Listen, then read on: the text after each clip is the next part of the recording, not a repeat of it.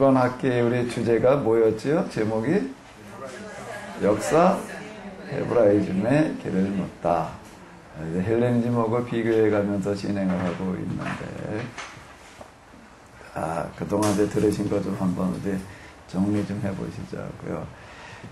헬레니즘하고 헤브라이즘의 세계 역사를 지배해온 양대 문화다라고 이렇게 이야기를 할 수가 있습니다. 자, 그러면 어디 한번 이제 정리해 보세요.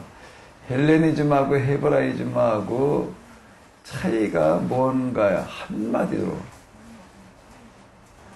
헬레니즘하고 헤브라이즘하고 뭐가 다른 거지요?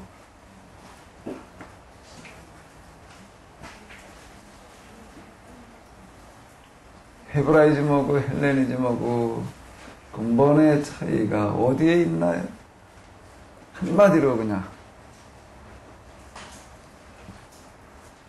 제가 이번 학기 시험 끝내면서 시험을 봐라. 그럼 몇 문제를 내면은 그 중에 하나를 그걸 낼 거예요. 헬레니즘과 헤브라이즘의 차이에 대하여 쓰시오. 뭐라고 쓸 거예요?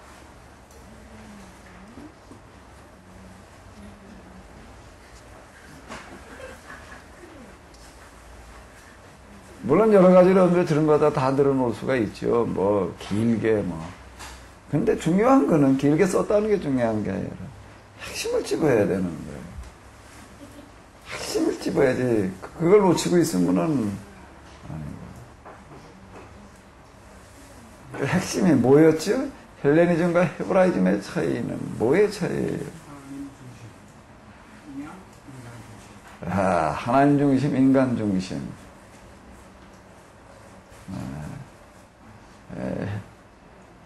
헬레니즘은 인간, 이성, 철학이고, 헤브라이즘은 뭐예요? 하나님, 그 다음에 뭐예요? 계시, 신화. 근데 이거 말고 아주 더 근본적인 거. 한마디로 일원론, 이원론 문제라는 거예요. 뭐가 일원론이죠? 여러분들이 가서 한번 백과사전을 찾아보세요. 백과사전을 찾아가지고 헤브라이즘, 헬레니즘을 찾으면은 뭐라고 거기서 명시하고 있는가 하게 되면 헬레니즘의 특징은 뭐라고요?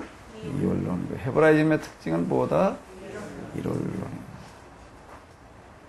자, 이제 우리가 지난 시간에 이제 우리가 이 중세교회 부분들에까지 이렇게 다루었는데, 이 교회가 이렇게 보게 되면 초대교회 이후에 길을 전혀 잘못 들어서 잘못 갔어요. 전혀 잘못 갔어요. 이제 오늘 종교개혁이 쭉 지나가면서 이제 오늘 우리를 한번 돌이켜놓고 보자. 우리도 또 지금 또 잘못 가고 있어요. 무엇 때문에 잘못 가는 걸까요? 교회가 이렇게 잘못 간 가장 큰 이유가 뭘까요? 교회가 이렇게 초대 중세를 거쳐오면서 뭐 이런 모습 뭐 이렇게 가요 이제. 자, 이게 사실 중세교회를 잘 표현해주는 그런 어떤 화가의 그림이 되겠는데, 암흑기 이렇게 얘기를 합니다. 중세교회가 암흑기로 빠진 가장 큰 이유, 근본적인 이유는 뭐 때문이죠? 근본적인 이유는 뭐 때문이라는 거예요? 우리는 기본적으로 다 상식으로 알아요. 헤브라이즘은 일원론이고 헬레니즘은 이원론이라는 거는 아는데, 그냥 그렇게는 아는 거예요. 그렇게는 아는데, 우리 신앙의 현장으로 들어가 가지고서 이 부분이 어떻게 되돌아가는지에 대해서는 아무런 이해가 없는 거예요. 문제의식도 없는 거고. 자, 다시 한번 점검을 해봐요. 제가 이제 마지막 이 학기를 끝내면서 내는 시험 문제예요. 첫 번째는 뭐라고요? 헬레니즘과 헤브라이즘의 차이가, 근본의 차이가 뭐냐. 그래서 두 번째 문제는 뭐라고요? 중세교회가 이렇게 잘못 가게 된 가장 큰 요인이 무엇 때문이냐. 물론 이런저런 얘기들이 있을 수 있어요. 근데 핵심을 찝어야 되는 겁니다. 그 핵심이 뭐죠? 어디 찝어봐요. 뭐지요? 중세교회가 왜 이렇게 잘못 갔을까요? 왜 암흑기로 빠져버리고 말았을까요? 왜 이런 식으로 돼버리고 마는가?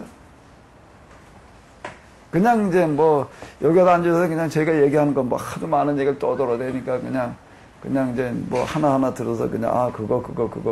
근데 그게 이제 정리가 돼야지 됩니다. 그게 정리가 돼야지 되는 거예요. 뭐가 정리가 돼야 되냐면, 핵심이 정리가 돼야지 되는 거예요. 핵심이 정리가 돼야지 됩니다.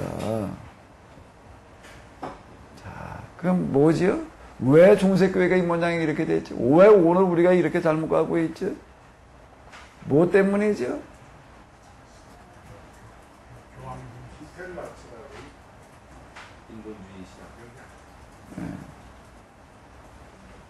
뭐 이렇게 여러 가지를 지적할 수가 있어요. 근데 그거에 대해서 제가 우리가 헬레니즘과 헤브라이즘의 차이를 물론 여러 가지로 얘기를 할 수가 있는데 뭐의 차이라고요?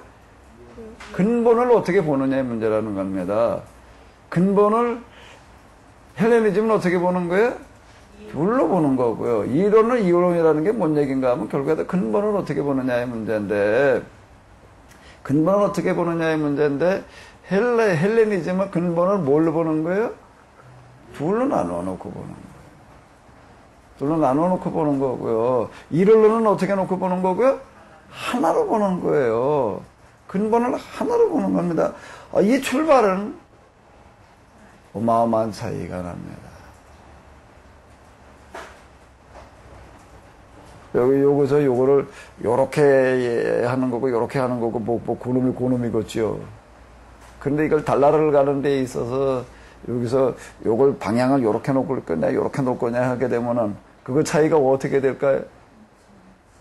이거는 오차를 전혀 허용하지를 않는 게 먼 거리를 가다 보게 되면 여기서는 그냥 작은 차이인 것 같지만 도달한 결과는요 전혀 엉뚱한 데로 도달한다라고. 자, 다시 한번 정리를 해봐요. 내용 뭐 그동안 들은 거 뭐 밤새 들어가지고 그냥 내용을 아시는 것도 중요해요. 근데 그 안 내용을 가지고 그 다음에 뭐로 들어가야 되는가 하면 대대김질로 들어가야지 됩니다. 대대김질은 뭔가 하면 정리를 하는 거예요. 자, 정리.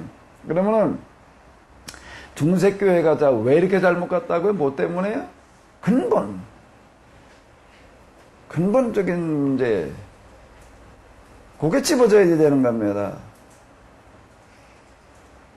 그래야지 우리가 이렇게 공부한 이유, 효과가 나오는 거예요. 뭐 때문에 중세교회가 그렇게 잘못 갔지요?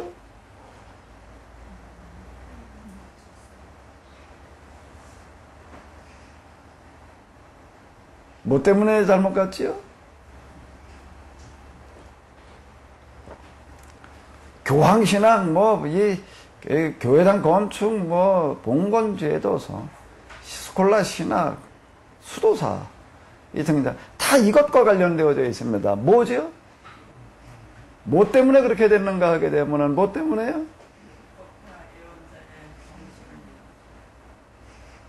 근본이요, 근본. 한마디로 지적할 수 있어야 되는 거예요. 한마디로 여러 가지가 있어요. 여러 가지를 그냥 다 나열 하나씩 말고. 근본 하나 딱 찍어야 되는 거예요. 그게 찍혀야 되는 겁니다. 이거는 많이 생각하고 정리를 해야지 가능해져요. 이 부분에요. 그냥 저절로 나오지를 않습니다. 자, 뭐죠? 왜 이렇게 잘못 갔지요? 금방 제가 물었어요. 헬레니즘과 헤브라이즘의 차이는 뭐의 차이라고요? 근본에 대한 이해의 차이라고 하는 겁니다. 근본에 대한 이해를 헬레니즘은 뭘로 보고요? 둘로 보고 헤브라이즘은 뭘로 보고요? 하나님으로 보는 거예요. 자, 그럼 이제 여기에 답이 들어있어요. 여기에 답이 들어있어요. 중세교회는 뭐 때문에 그렇게 잘못됐죠? 왜 암흑기로 갔지요? 왜 중세교회가 잘못 갔지요? 무엇 때문에? 금방 앞에서 답이 나왔는데. 기독교 신앙은 근본을 어떻게 이해를 해야 되는 거예요? 둘로 봐야 돼요? 하나로 봐야 돼요? 하나로 봐야 되는 겁니다. 이걸 놓치지 말아야 되는 거예요. 그런데 그걸 어느 토대 위에다가 어떤 신앙으로 끌고 간 거예요? 둘로 보는, 무슨 신앙이요? 이원론 신앙으로 끌고 갔다는 겁니다. 자, 이게 지금 우리가 기독교 역사 2000년을 돌이켜놓고 보면서 이제 오늘 이제 가게 되면 거기는 다 가요. 기독교 역사 2000년을 돌이켜놓고 보면서 기독교가 범한 가장 큰 오류가 뭐냐? 세 번째 시험 문제. 뭐죠? 뭐예요? 기독교가 범한 가장 큰 오류가 뭐냐라고 얘기를 한다면은?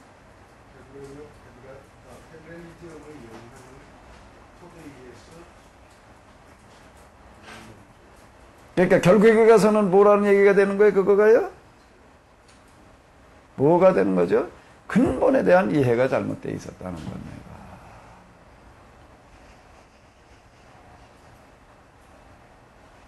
근본에 대한 이해가 잘못되어 있었다. 그리고 여기에다가 아무런 문제의식을 가지지 않고 있었다라고 하는 겁니다.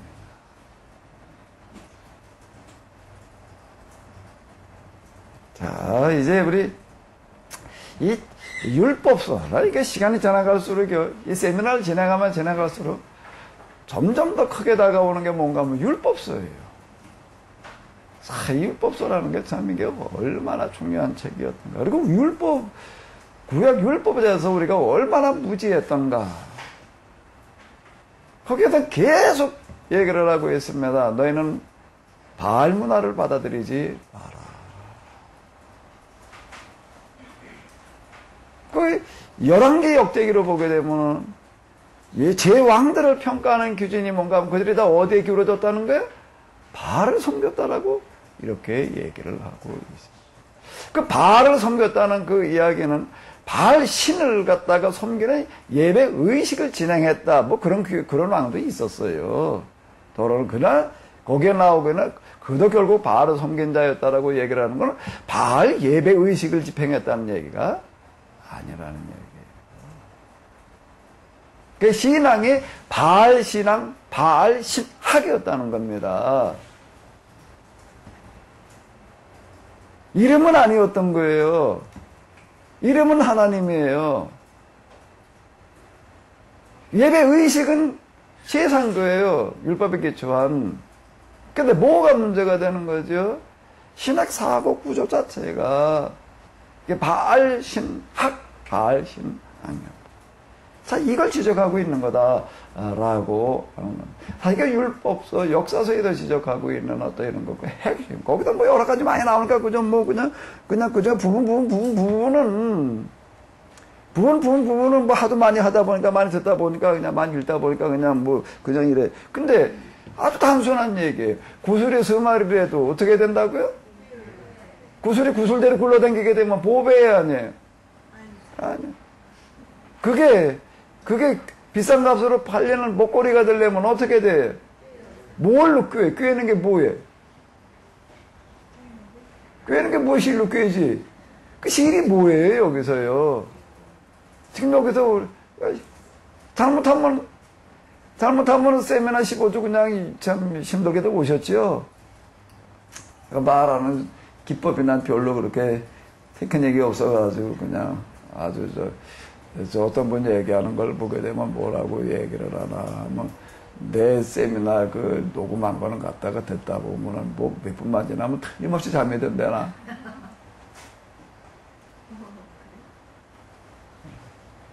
뭐 그런 얘기 제가 많이 들어요.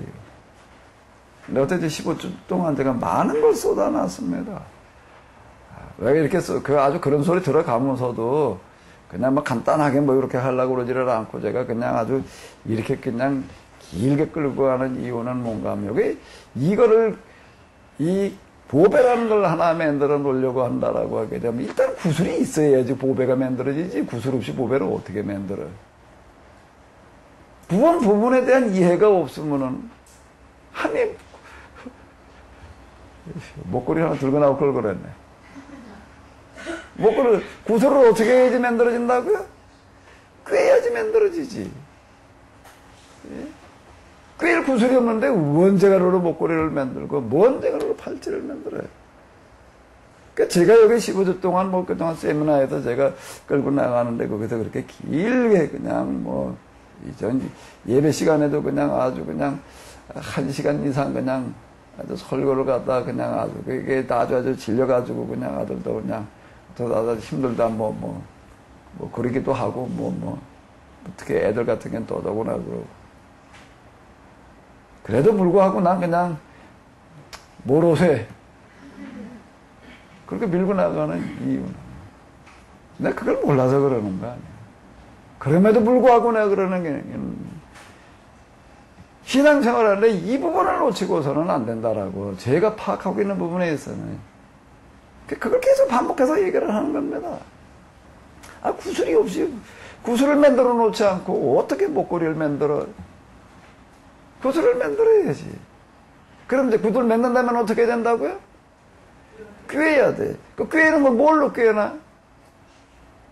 꿰는 건 뭐예요? 뭐가 꿰는 거예요? 뭐가 꿰는 거예요? 뭐가 꿰지는 거죠? 전체를 보는 겁니다. 전체를 본다는 건 뭐가 보이는 거예요? 전체가 보인다는 건 뭐가 보이는 거예요? 저 서울 한강에 가가지고서 유람선 2시간 타고서 한 바퀴 삐 아예 그럼 저 강화도에서부터 시작해서 서울까지 배 타고 올라왔다고 생각을 한번 해봐요. 배 타고 올라오면서 뭐 여러 가지 많이 봤어요. 한강에 배 타봤대. 그 사람한테 물어봐요. 한강의 발원지가 어디냐? 어딜 거쳐서 어떻게 흘러오냐? 물으면 대답하나? 한강이 전체가 어떻게 어떤 모양으로 생겼더냐? 안 보여요. 그 어떻게 해야지 보이나? 그냥 비행기 타고 올라가서 내려다보던지. 부분을 봐가지고 갖다 그걸 그냥 따따따 쪼맞추기를 해야 되던지. 그 김정호가 그거 지도 만드는 건 그 대단한 겁니다. 이 사람은 하늘에 내려다보고 만드는 게 아니라 어떻게 하고 만드는 거예요? 전국을 돌아다니면서, 전국 어디를 돌아다니면서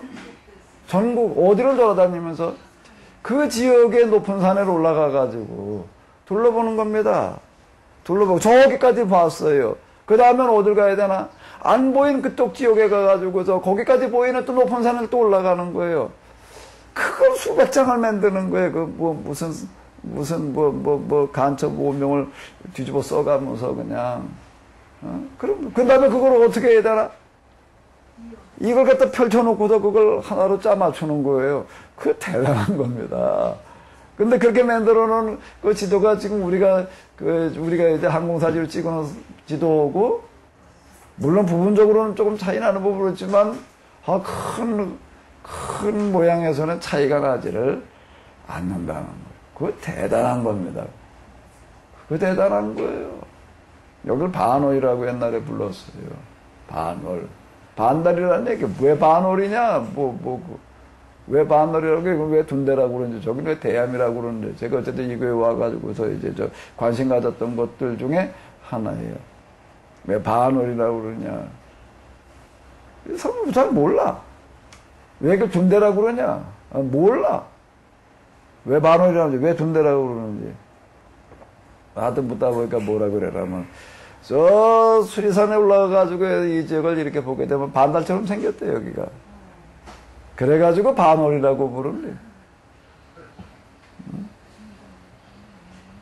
자, 이 전체 복이라고 하는 거는 뭐가 보이는 건가 하면은 모양이 보이는 거. 그럼 여기 지형에서 그렇다라고 한다라고 하게 되면은, 자, 그럼 이제 우리 이 역사 속에 신앙 속에 사상 속으로 들어와가지고서 구슬이 서 말이라도 꿰야지 법에다. 그 꿰는 실이 뭐예요? 뭐가 꿰는 거예요? 뭐가 꿰는 거예요? 뭐가 꿰인 거죠?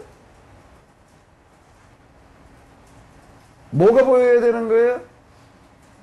뭐가 보여야 되는 거예요? 부분이 어떻게 되어져 있는 게 보여야 되는 거죠? 연결되어져 있는 연결고리가 보여야 되는 겁니다. 뭘로다가 이렇게 연결이 되어 있나, 이것들이. 예? 뭘로다가 연결되어져 가지고 이렇게 만들어졌는 거라고 하는 게 그게 보여야 되는 거예요. 그게 이제 핵심인 거예요. 그 부분이 핵심이라고요. 그걸 보는 거를 가리켜서 뭐라고 얘기를 하면 통찰력. 통찰한다. 자, 이렇게 얘기를 하는 거예요. 이 부분이 보여야 되는 거예요. 자, 그러면은 중세교회가 이렇게 걸어왔어요. 그러다가 암흑기로 갔어요. 무슨 연결고리로 그렇게 끼워졌다고요? 무슨 연결고리로 그렇게 끼워졌다고요? 근본에 대한 이해 가운데에서 뭐요? 이원론이라는 고리로 이렇게 끼워놨다는 겁니다. 이게 결국 이원론이라는 게 제가 이제 아주 소주에서도 이 세미나 소주에서도 계속 얘기를 하는 게 오늘 우리의 기독교는 무슨 기독교다? 무슨 기독교다? 헬레니즘적 기독교다. 적잘 빼버리고 그냥 히브리어 헬레니즘 기독교다. 우리의 과제가 뭔가 하게 되면 이제 헬레니즘 기독교 중에서 뭐를 청산하고 헬레니즘을 청산하고 뭘로 돌아가는 거다? 헤브라이즘 기독교로 돌아가는 거다. 그게 그 헤브라이즘 기독교로 돌아간다는 게 뭘 하는 거예요? 그냥 하비르 운동. 그럼 되나? 하비르 운동 그러고 있으면 그냥 하고 하비르 헤브라이즘 하비르와 관련되니까 이제 하비르 운동. 어떤 분 얘기 들을까? 하비르 선교를 만들었대던데. 그러면 되나? 뭘 어떻게 해야 되는 거예요? 뭘 어떻게 해야 되는 거예요? 연결고리를 바꿔야 되는 겁니다. 지금 연결고리가 뭘로 꿰어져 있는데? 이원론이라고 하는 실로 꿰어져 있어요. 그걸 뭘로 바꿔야 된다고요? 이론으로 바꾸는 게 뭘 어떻게 하는 거예요? 뭘 어떻게 하는 거예요? 자, 이제 사실 이번 15주를 하려고 하는 거 이걸 하자는 겁니다.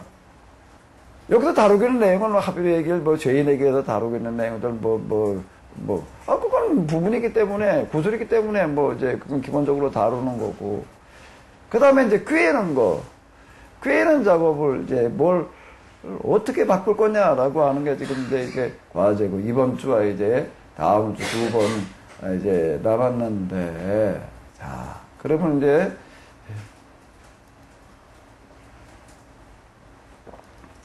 네 번째 시험 문제. 네 번째 시험 문제예요.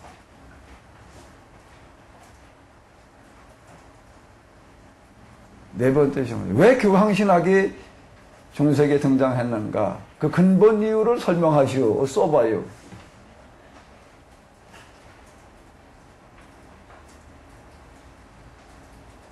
또 그다음 왜 수도원 운동이 중세기에 등장을 했는가? 그 근본 이유. 세속적인 교회에 뭐에 이제 반대해가지고서 그렇게 쓰는 거 말고, 그거 말고, 왜 수도원 운동이 그렇게 등장을 해가지고서 그렇게 될 수밖에 없었는지, 근본 이유. 부분적인 이런 거 말고, 거기가 보여야지 되는 겁니다. 그래야지 그 오류를 또 범하지 않아요. 자꾸 이제 저희 세미나 분들 가운데 이렇게 지적하는 분들이 있어요. 혼내기 또 반복한대 나보고. 그렇게 말하는 사람이 있어요. 근본은 못 보는 사람이 그 말을 합니다. 그렇게 말하는 사람의 특징이 있어요. 그래서 근본은 이런 거에 대해서는 전혀 감각이 없어요. 그러니까 지난번에 들었던 얘기라고 하는 것만 들려. 왜 그 얘기를 또 하는지에 대해서는 왜 저희가 계속 저렇게 반복할까라고 하는 생각. 그 혼내기 또 한다. 이제 나이 먹다 보니까 그냥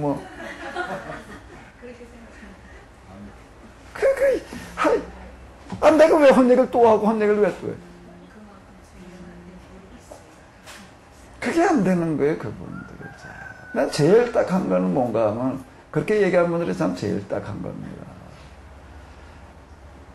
여기서 진짜 봐야 될 것들이 있거든요. 근데 그렇게 얘기하는 사람들은 어쩌고저쩌고 말은 이거저거 많이 맞춰서가지고 얘기를 합니다. 그런데 전혀 초점이 안 맞아. 박학한 거 같고, 다식한 거 같고, 박학, 다식도 중요하지만은, 근본 뭐 핵심을 들여다봐야지 뭐 이 얘기가 되는 거지. 그걸 가지고 이렇게 꿰나가는 작업이 돼야지 되는 거지. 꿰나가는 작업이 돼야지 되는 거지. 제가 목회를 시작하면서부터 내가 세웠던 계획이 하나가 있었는데, 그래서 나중에 참 회개한 거 하나가 있는데, 오는가 아마 이런 거였습니다. 나는 절대 평생 동안 같은 설교 반복하지 않겠다.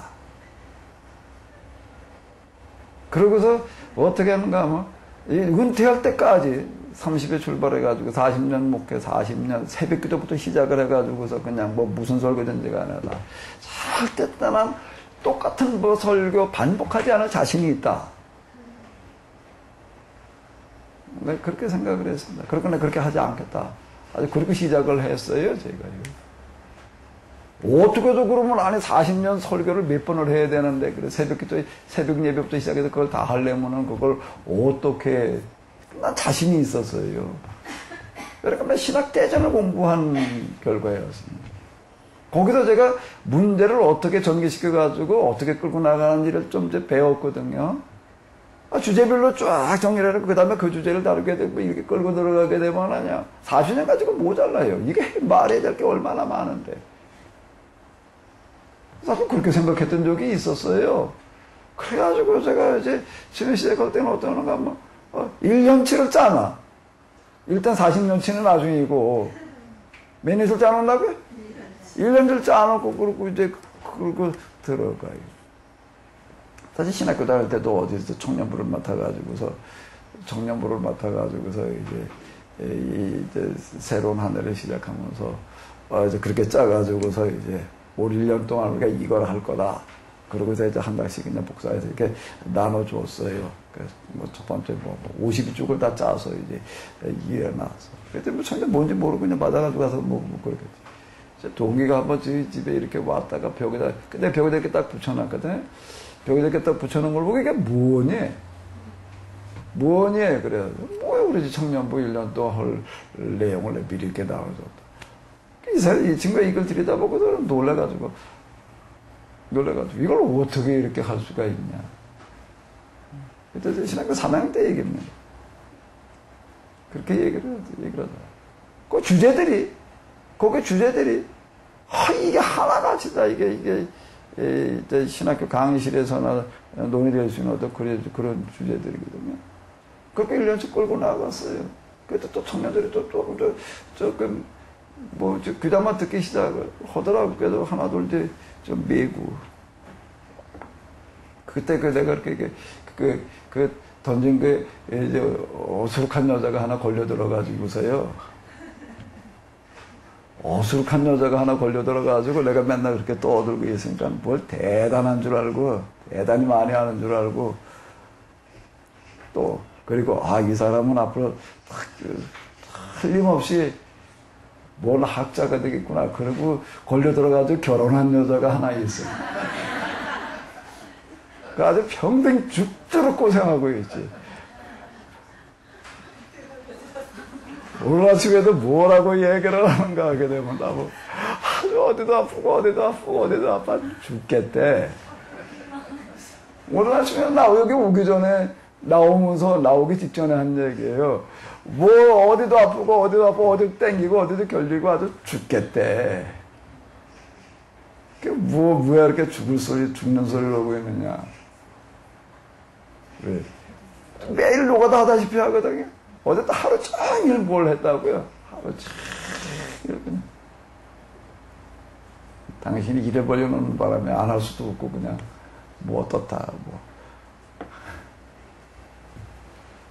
어쨌든 우리 사람도 뭐 때문에 걸려들었나? 그게 걸려들었어요. 그게 걸려들어서 어쨌든 평생 고생하고 그러고 자 있는데 나중에 제가 가서 회개한 거는 뭔가 하면 그때 영성회가 하나님 체험하는 과정에서 제가 회개한 겁니다. 그때 제가 진짜 많이 회개한 건 뭔가 하면 뭘 좀 알고 있다라고 하는 거에 대한 회개예요. 완전 무지로 돌아가는 회개하십니다. 아주 안다는 생각 자체를 버리자. 그리고 원점에 다시 출발하는 어떤 그런 거를 시작을 이렇게 했는데요. 핵심이 근본 보여야지 됩니다. 그게 보여야지 돼요. 공부에서뿐만 아니라 사업에서도 그렇고 어느 부분에 국가 운영 다 그렇습니다. 뭘 해야 될지, 뭘 하는 거가 지금 중요한 건지가 보여야 돼요. 해야 될 건 많지요. 해야 될 거는 많아. 그 중에 그거 어떻게 중요한 걸 하나 그냥 집어가지고 거기다가 매달려야지. 나머지는 거기 따라오는 거예요, 이제. 나머지는 따라오는 거라고요. 자. 왜 교황신학이 나오지요? 왜 봉건제도가 중세기에 생겨났지요? 그러니까 중세봉건제도라고 이렇게 얘기를 하고 있습니다. 왜 이렇게 성당들을 지으려고 그냥 그러고 있었지?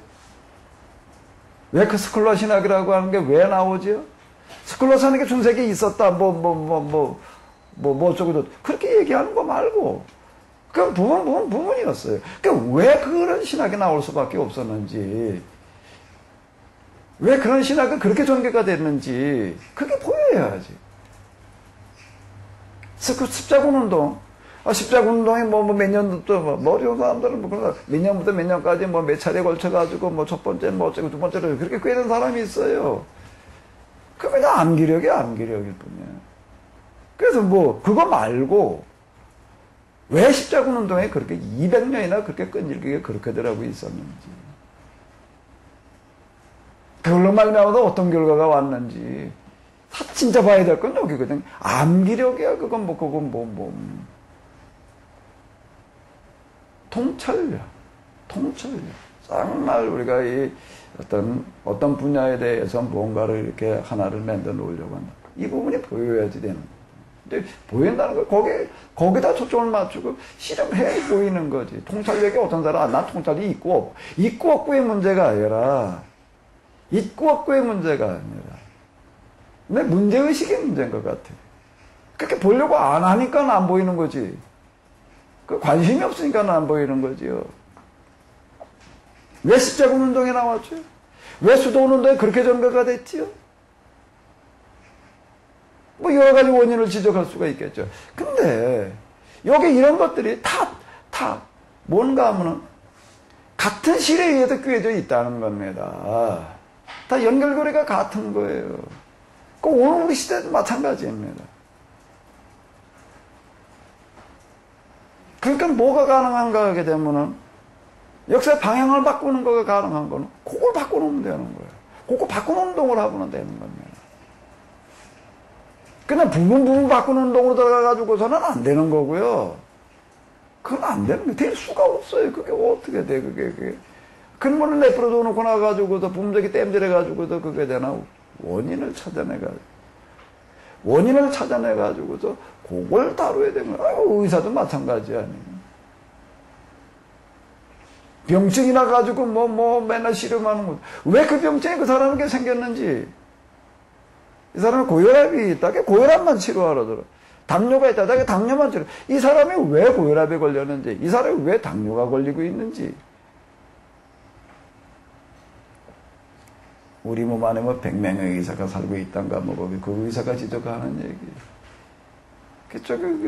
이렇게 와가지고 환자들하고 얘기를 하다가, 뭐가 어떻다, 그래가지고 쭈루루 얘기를 들어보고서는 뭐라고 얘기를 하나, 당신은 가서 그냥, 무슨 과일을 먹어라. 그랬대. 무슨 과일을 먹어라. 요구르트를 먹어라. 병원에 의사한테 뭘 받으러 왔는데? 치료를 받으러 왔는데, 의사가 한참, 진단해보고 문진하고 나서 뭘 먹으라고 그랬다고? 약을 처방하는 약국에다 약 타가지고 가라 그러지를 않고, 시장에 가서 뭐 사가지고 가라고? 과일 사가지고 가라. 마트에 가가지고 뭐 사가지고 가라? 무슨 요구르트 사서 먹어라.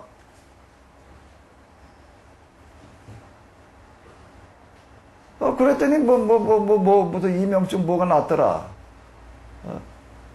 그래서 그거 한다가, 그 다음 어디가, 다른 이비인후과 가. 그때 내가 뭐가 어때가지고 어딜 갔더니 어떤 의사가 뭐라, 나 뭘 먹으라고 그러더라. 약은 안 주고. 그랬더니 낫더라. 그렇게 얘기해. 그 의사가 뭐라고. 정신 나간 놈이지. 예? 이렇게 얘기를 하더라 말이에요. 의사가 무슨 과일을 먹으라, 요구르트 먹으라, 정신 나가는.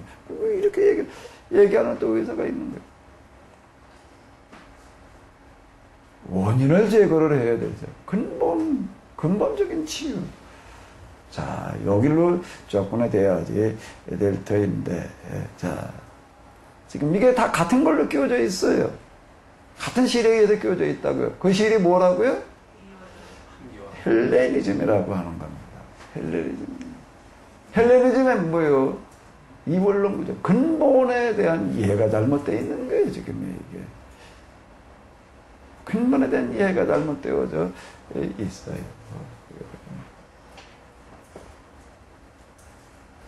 이 근본에 대한 부분으로 좀 다시 들어가서 이렇게 조금 좀 본다고 하게 되면, 자, 헬레니즘의 이 사람들 근본을 묻는 거였습니다.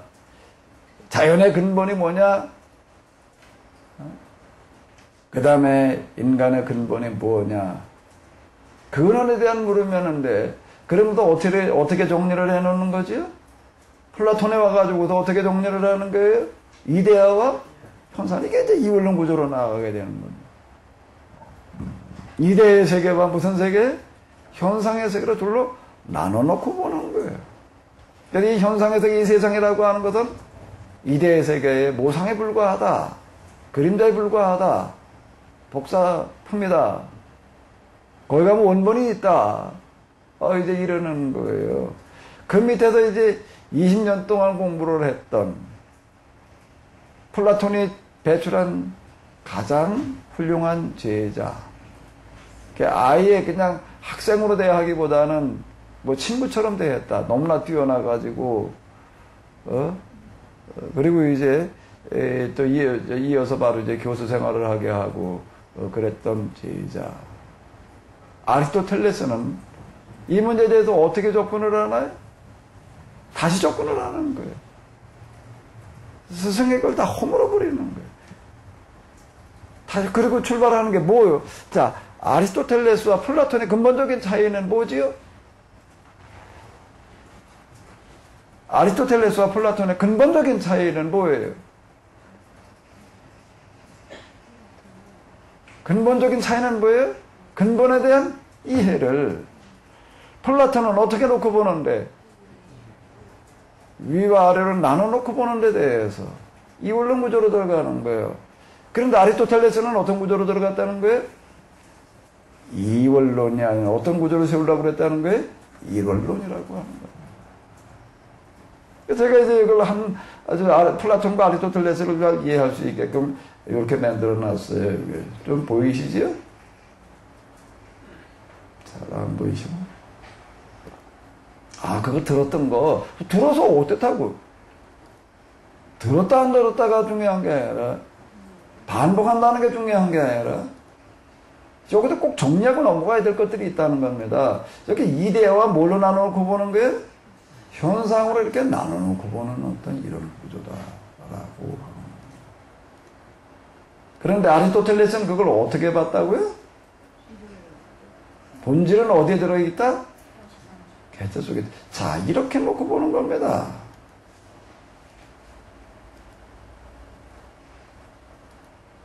그러니까 결국에서 플라톤과 아리스토텔레스의 차이는 뭐에 대한 이해의 차이라고요? 근본에 대한 이해의 차이를. 플라톤은 어떻게 보고? 이원론, 둘로 나누어 보고. 아리스토텔레스는 어떻게 본다고요? 하나로 봤다. 그 진료와 형상이라는 얘기가 그 얘기가 되는 겁니다. 형상은 어디 속에 들어있는가 하면 진료 속에 들어있다. 도토리 속에 도토리나무가 들어있다. 도토리나무라고 하는 것은 상수리나무, 큰 나무라고 도토리 그 속에 가능성, 우리가 얘기하면 이제 가능태와 현설태 또 이런 표현을 씁니다. 다 같은 표현, 같은 이 이론론 구조로 설명하기 위해서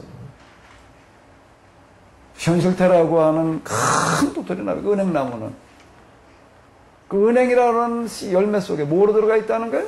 가능태로 들어있다. 다 이제 이런 식으로 이제 이 얘기를 이제 이렇게 하는 건데 결국 이거의 차이예요. 자, 그런데 이제 이 기독교 신학은 먼저 뭘 받아들였다고요?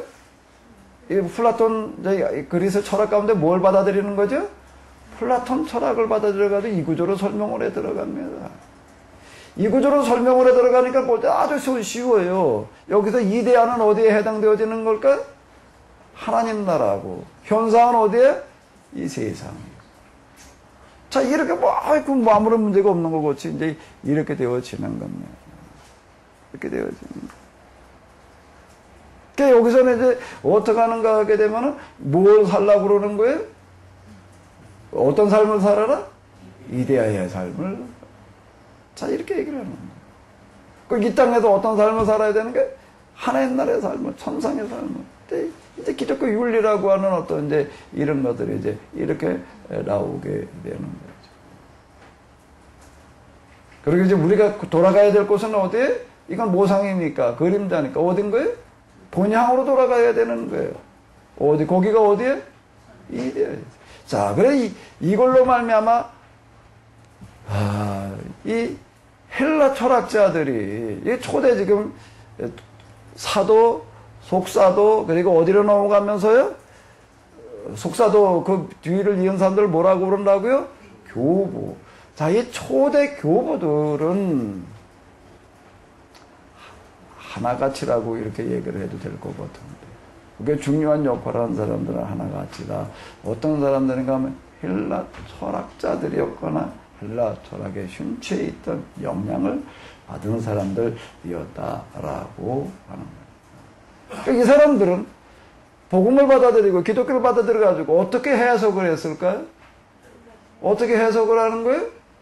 알고 있던 대로 해석을 하는 거예요.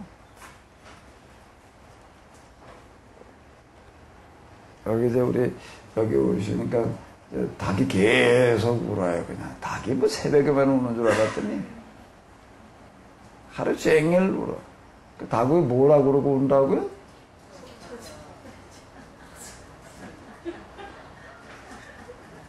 듣는 사람이 따라. 며칠 전에 이거 가을고 짜는 기계를 만드는 사람들이 둘이 와가지고서 여기서 뭘 어떻게 한다고 이러는데 닭이 저기서 계속 또 그때 따라 또 그냥 계속 울어. 그러니까 이 사람이 나보고 뭐라 그러나 아이 목사님 저 닭 빨리 잡아 먹어야 되겠어요. 나보고 그래요. 그 왜 그랬더니 왜라고 그럴까? 닭이 뭐라고 그러고 자꾸 운다고?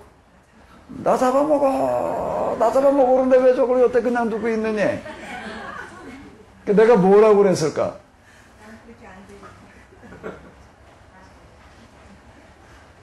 속에 든 대로 들린다. 그 사람들한테 혼잣말로 속으로 그랬다고.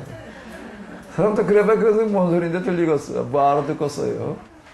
그 사람도 그냥 아이고 저거 잡아서 그냥 닭조리탕을 해먹던지 술 한 잔 딱 좋겠다 그냥 뭐 이제 그 속에 든 대로 들리는 거예요.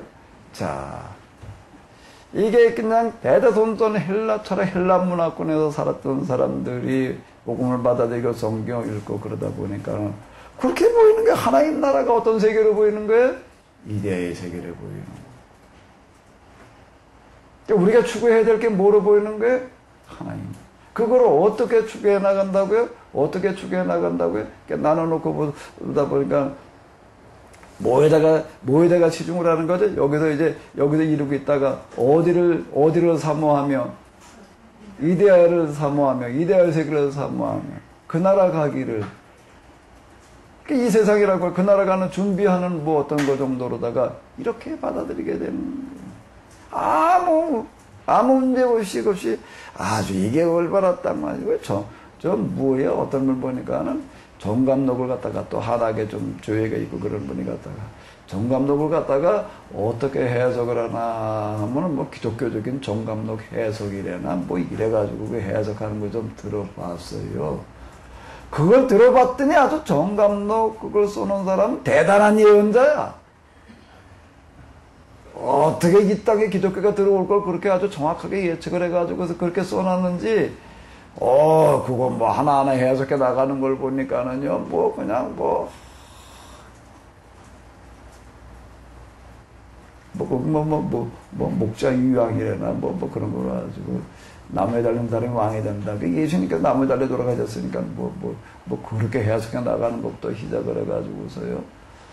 그러니까 이 사람은 이제 한학을 공부를 하긴 했는데 이제 그 다음에 또 뭘 공부를 했어요? 신학을 공부를 했어. 신학을 공부를 하고 정관목을 들이다 보니까 어떻게 보일까? 어떻게 보일까? 또 이게 이렇게 보이는 거예요. 그래서 그렇게 해석을 하고 있는 거예요. 똑같은 얘기가 되는 겁니다.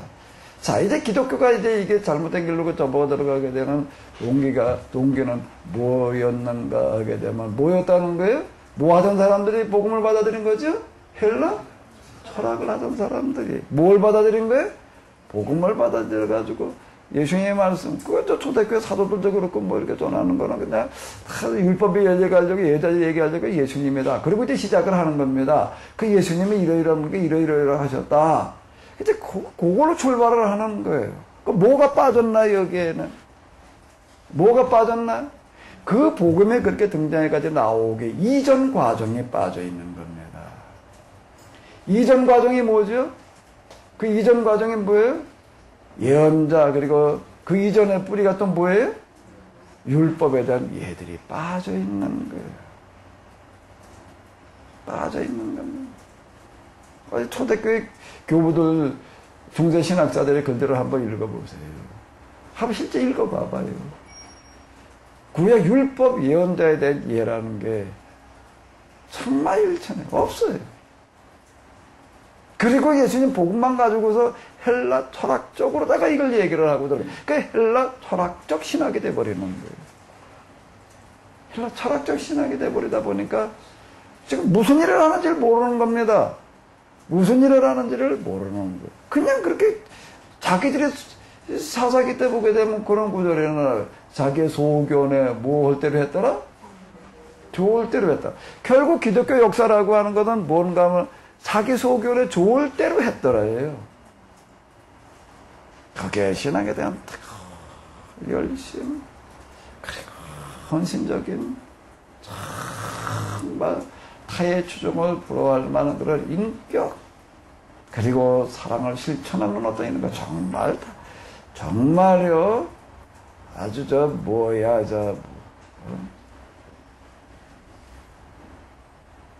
내가 감신 들어가가지고서 학교를 이렇게 딱 갔더니 눈에 제일 먼저 들어온 거는 뭔가 인형 같은 애들이 왔다 갔다 하고 있더라고요. 인형 같은 애들이 왔다 갔다 하고 있어요. 제가 들어가더니 거기 그 학교 안에 유치원이 있었어요. 외국인 유치원이 거기 있었다. 학생 수가 다 해봐 200명밖에 안 되니까 그거 유치원이 있어가지고 그 유치원 다니는 그 서양 애들 어린애들 이렇게 보니까 옷 입혀놓은 것도 그렇고 이게 꼭 무어 같은가? 무어 같아요? 야 이게 뭐 하늘에 천사가 내려왔나? 아니 진짜 이뻐요. 진짜 이뻐. 아주 그렇게 이렇게 보니까 이야 무 하나 흠잡을 데 없다. 어떻게 그렇게 이쁘게 그렇게 사실 중세 신학자들을 보면 사실 그렇습니다. 그렇게 보여요. 그들의 인격, 신앙에 대한 어떤 그런 열정, 그 신학으로다가 얘기해 놓는 어떤 이런 것들도 보게 되면 정말 공부들 많이 했다. 정말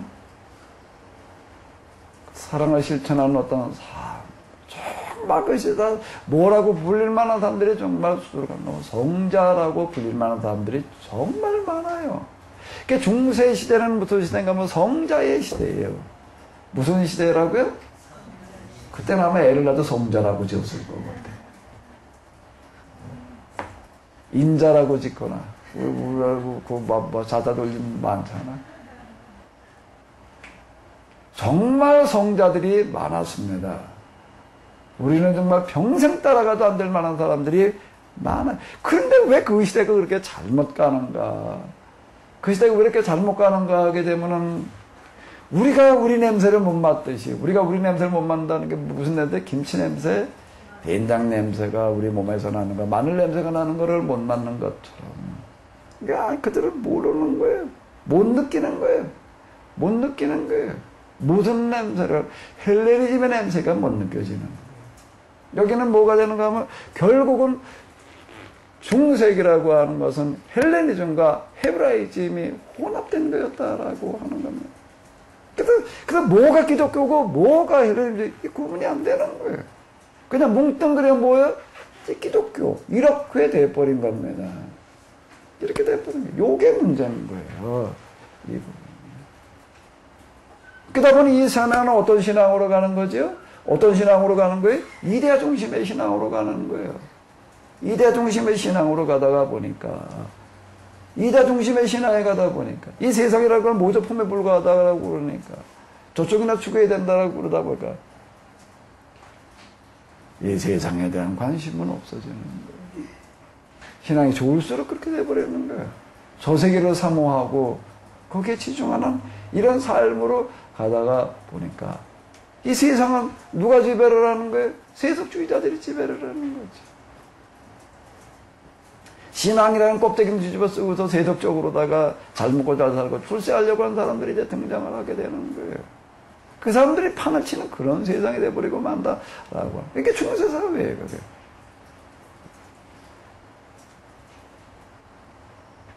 그러다가 보니까 이제 그 다음에 신학 구조라는 거가 또 어떻게 가는가 하면 교황이라고 하는 어떤 교황 신학이라고 하는 게 이겁니다. 교황에게 뭐가 있나 하면 이 세속권까지 주어졌다라고 하는 식으로다가 또 이렇게 끌고 들어가는 거예요. 그렇게 끌고 들어가는 건 뭐예요? 그러니까 세속화되어져 가는 겁니다. 세속화예요.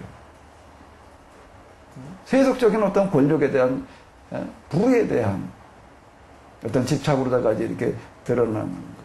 그런데 신앙으로다가 이렇게 이제 덮어씌우게 해놓은 어떤 이런 것들. 그게 이제 교황신학이 되어져 버려요. 결국 이거예요. 이제 이 세상을 어떻게 바꿔봐야 된다. 이걸 바로잡아봐야 된다라고 개념조차 없는 겁니다. 그런 건 없는 거예요, 여기에는. 들어설 자리가 아예 없어요.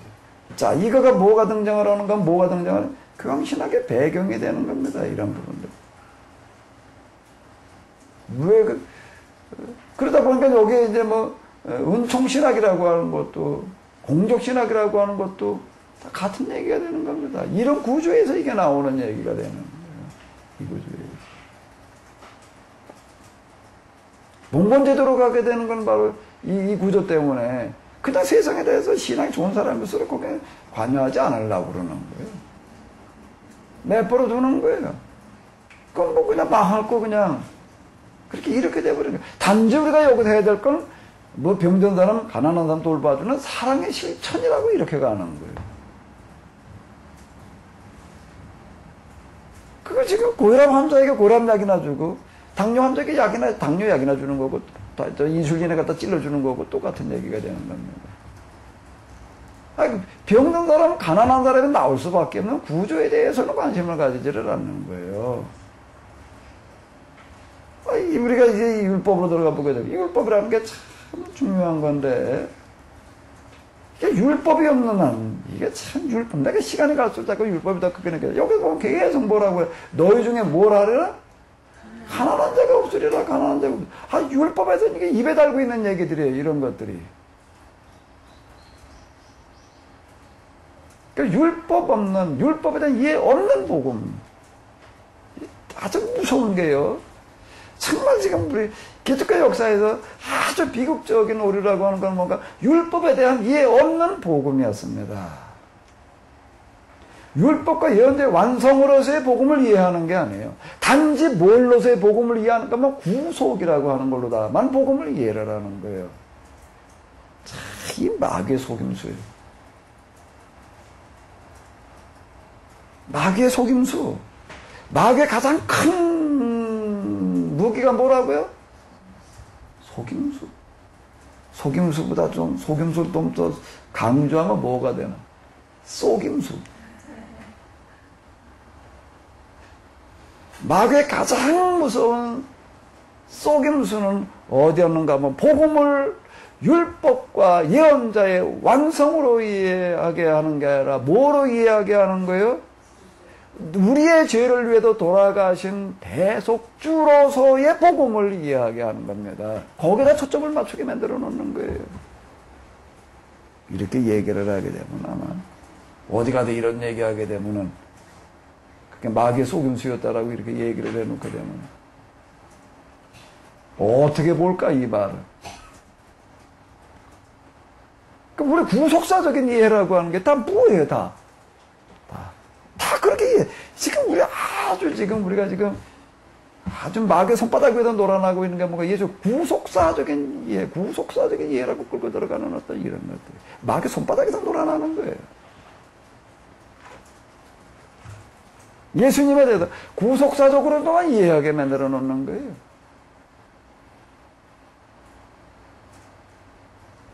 그래서 뭐 구약 어느 법을 끄집어내야 애들은 다 거기 예수님을 끄집어가지고 예수님의 죽으심과 대속을 끄집어내야지 이게 구속사적인 해석이라고 참 이렇게 얘기를 해놓고 있습니다. 그 대표적인 게 뭔가 하면 오늘 우리들 가운데 가지고 있는 거 성경 가운데 무슨 설명이 곁들이는 성경이 다 이런 식이에요. 다 거기서 뭐 주저리 설명을 해놓고 있는데 뭐 원어가 뭐 어쩌고 저쩌고 뭐 그냥 그러면 중요한 거는 뭔가 하면 이놈의 핵심 자체가 거기가 잘못되어 있는 거예요. 그렇게 끌어들어가니까 뭐 읽는 사람이 뭘 아나? 그 나의 성경 본문만 들으시면 거기서 설명이 성경 속에 들어가서 이렇게 같이 성경으로 이걸 받아들여요. 거기 들어있는 설명을.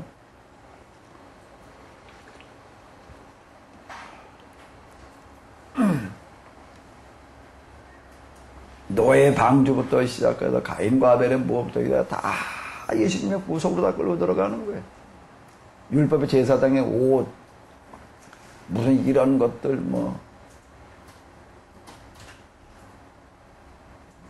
예수님을 끌고 들어가는 거는 좋은데 율법 뭐 어디 뭐든지 다 그렇게 끌고 들어가는 건 좋은데 어떤 예수님으로 끌고 들어가는가 하면 구속주로서의 예수님으로 끌고 들어가는 거예요.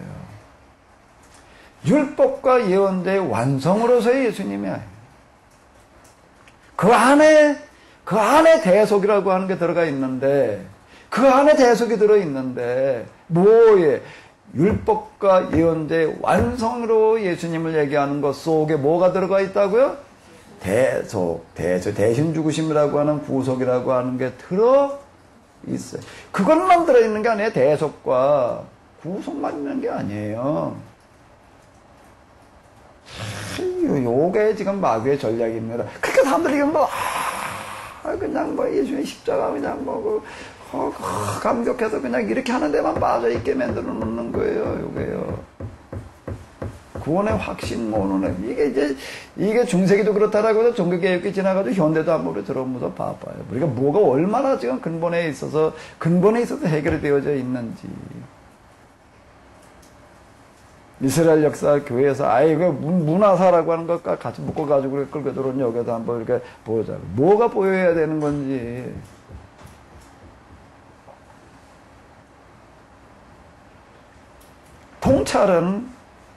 통찰력은 반복이 아니고서는 절대 나오지 않습니다.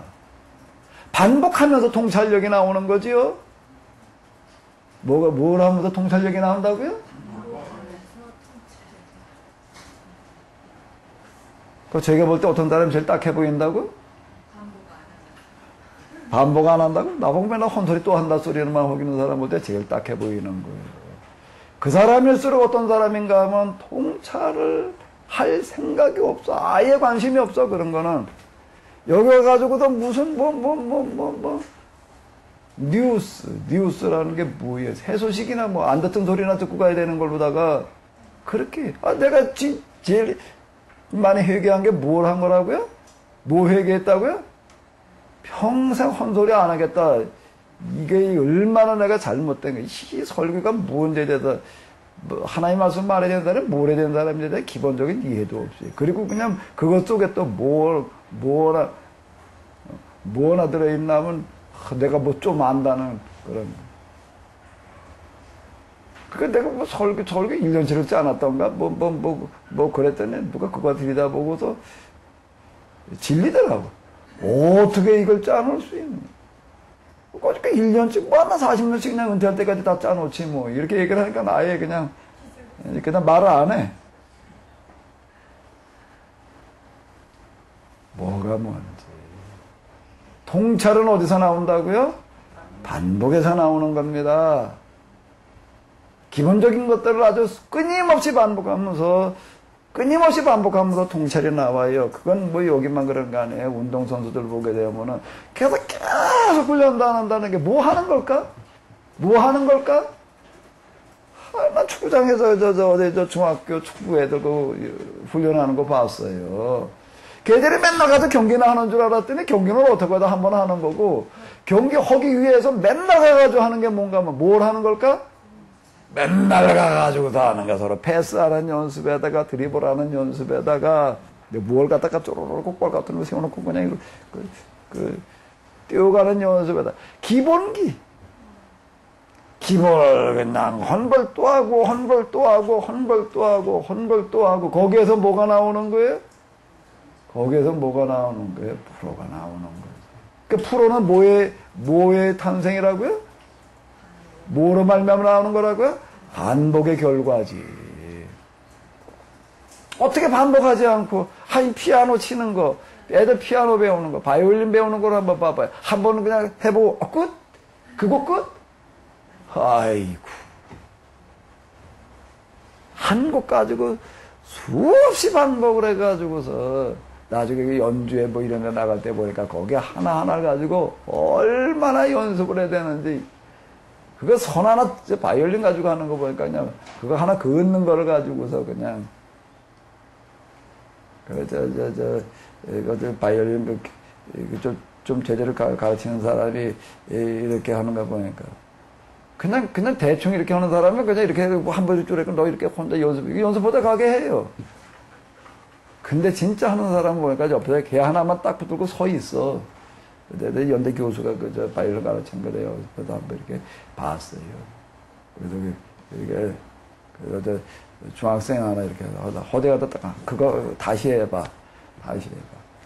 그 부분 다시 해봐. 아니 그게 아니니까 그 소리가 안 나는 거예요. 거기서 내적 소리가 안 나오니까 다시 해봐. 음이 안 맞았다는 얘기가 아니라 그거 가지고 음색이 그 색깔이 아닌 거예요. 그러니까 다시 해봐. 몇 번 하다 내길로 줘봐. 그리고 다 내가 요렇게 요 소리를 내봐. 그리고 그 소리는 날 때까지 안 나지. 그러니까 그거 연습해가지고 와. 아니 반복이 아니고 뭐가 되지? 학문의 세계에서 통찰은 뭐의 산물이라고요?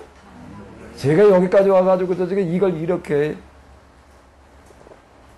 이렇게라고 얘기하는 게 되는데, 여기를 가지고 제가 이렇게 얘기하게 되기까지는 뭐냐면, 내가 학교 다니는 동안에 교회사라고 하는 이런 부분들을 가지고 얼마나 씨름을 했는데, 정말 이걸 가지고서 그냥 영어 단어 외듯이 그냥 그러고 그냥 외우려고 날라들어가지고서 그냥, 그리고 혼자 앉아서 생각을 해보는 거예요. 뭐가 어떻게 흘러갔지, 어떻게. 가서 여기가 뭐가 조금 제대로 이렇게 꿰지지를 않아. 그러니까 또 가지고. 그러고 앉아서 이제 그다 뭘 한다고? 눈 감고 앉아서 뭘 하는 거야? 눈 뜨고 있는 거는 뭐 하는 거고? 눈 뜨고 있는 거는 구슬 맨 거는 뭐고? 눈 감고 앉아서 그다음 뭐 하는 거라고? 꿰는 거예요. 이거 수없이. 나 신학교 다니는 동안 맨날 앉아서 난 이거나 했어요. 몇 년 동안 정말 이거나 했다고요. 그리고 그냥 혼자서 꿰보는 거예요, 꿰보고. 그리고 또 안 껴지는 부분까 또 들여다보고. 그래가지고 지금 제가 이 얘기를 하는 겁니다. 이게, 성령이 임하니까 그냥 저절로 다 보이더라. 이런 것까지 가르쳐 주지는 않으시더라고요. 기본에 대한, 하나님에 대한 인식을 바꿔놓은 거였지요. 그 부분이 바뀐 거였지. 공부까지 그냥 저절로 그냥 이건 아닌 것 같아. 그래서, 자, 눈 뜨고 하는 공부가 있고, 눈 감고 하는 공부가 있어요. 눈 뜨고는 뭐 하는 거라고요? 구슬을 만드는 거고, 눈 감고 앉아서 뭐 해야 된다고? 꿰야 돼. 어느 걸 어느 게 중요해? 질문이 잘못됐습니다. 아, 이제 하산하셔도 되겠어요. 반복 열심히 하겠습니다. 혼자 가도 구슬도 만들고, 뭐가 구슬인지, 돌멩이인지 구슬인지 조각겹도인지 구분이 돼야 될 거 아니에요? 돌멩이 가지고서 그걸 뭐 무슨 보물단지 망고라는 거 뭐냐고 그러고 있는 사람이 있어. 어떤 사람도 조각껍데기 들고 와가지고서는 뭐 그냥 뭐라고 그러는 사람이 있어 또. 그냥 맨날 그거나 하다 말지 그냥.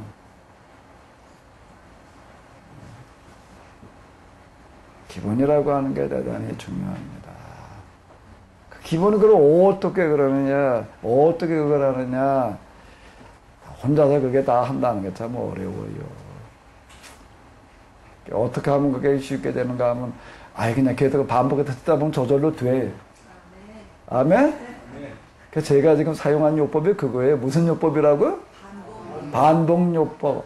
매주 와서 1시간 반복해서 듣다 가라. 그 몇 년만 들으면은, 한 3년만 들으면 어떻게 되리라? 귀가 뚫리리라. 아멘? 그래서 그렇게 좀 생각해 줬으면 좋겠는데, 별로 그런 거 같지가 않아. 별로 그런 거 같지가 않아. 성당 건립이라고 하는 어떤 이런 것들도 왜 이런 식으로 나오는가 하게 되면요.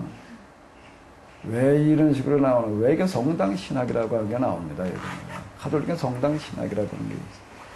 그 신학적인, 건축학적인 의미를 부여하는 게 아니에요. 건물에 대해서. 신학적인 의미를 부여를 합니다. 신학적인 의미를 여기다 갖다 부여를 하고 있는 거예요. 그 사람도 왜 그렇게 건물에 대해서 신학적인 의미를 부여할, 벽돌 하나하나에 대해서 다 그런 신학적인 의미를 부여를 해가지고서, 그리고 그 건물을 짓는, 그러니까 보통 거기, 우리나라도 성당 짓는 거 보면요, 대충 짓지 않아요. 최소한 몇 년 짓습니다. 그럼 몇 년은 아주 초고속으로 짓는 거고요. 외국에서 수십 년, 수백 년 지었어요. 성당 건물 하나를. 왜 그 신학적인 의미를 부여해가지고, 왜 그렇게 하는 거죠? 그때 이원론 구조 때문에 그게 가능한 겁니다. 그런 것을 성당 신학이라고 하는 게. 그럼 어디 여러분들이 설명해요. 왜 이원론 구조가 그런 성당 신학을 만들어낼까? 그 이유가 뭘까요? 뭐 때문에? 자, 어디 이걸 펼쳐놓고 한번 봐봐요. 왜 이데아의 현상이라는 구조가 성당 신학을 가능하게 할까요? 여기 와가지고 이제 15주만 들으신 게 아니라 몇 번 반복해서 오시는 분들 계신데, 이제 이런 부분들이 좀 이렇게 좀 보여야지. 이거 뭐 우리가 뭐 신학을 공부한 것도, 신학이 별거 아니에요. 그냥 듣다 보면 돼야 돼. 듣다 보면 될 수 있는 거고요. 아멘? 어떻게 하고 들으면 되나? 좀 마음을 열고 들으면 돼. 맨날 그냥, 혼소리 또 그렇게 귀 닫아. 그러니까 안 돼서 줘라. 그러니까 안 되는 거예요, 이게요. 그러니까 안 되는 거예요. 통찰은 반복에서 나오는 겁니다. 반복 없는 통찰은 없어요. 어학이라고 하는 것과 수없는 반복에서 나오는 거지. 애들 걸음마 하나도 그렇고, 말 배우는 거 하나도 그렇고, 밥 먹는 것도 그렇고, 애들 숟가락에 밥 먹으라면 밥 제대로 먹나? 다 흘리지, 뭘 먹어? 입으로 들어가는 것보다 퍼내는 게 더 많지. 수없이 반복하다 보니까 나중에 되는 거죠. 걸으려고 그러다 넘어지고, 걸으려고 그러다 넘어지고, 걸으려고 그러다. 뭐, 처음부터 걸으려고 그러나? 뒤집기 하다가. 배밀이 하다가. 그 다음에 네 발로, 두 발로. 그러다가 여기까지 오는 거죠. 두 발로, 뭐, 처음부터 두 발로 보행기 가지고 한참 연습하다가. 그러다가 되는 거야. 근데 어디 여러분들이 얘기를 해봐요. 왜 이 원론 구조가 성당 신학을 가능하게 했을까요? 거룩한 장소와 거룩하지 않은 장소를 날로 놓는 거. 또, 그것도 하나고. 이 세상 속에서 그 거룩한 장소라는 겁니다. 그 거룩한 장소도 어떻다고? 그걸 그렇게 지으려고 그러는 이유는, 그 성당 신학은 뭐죠?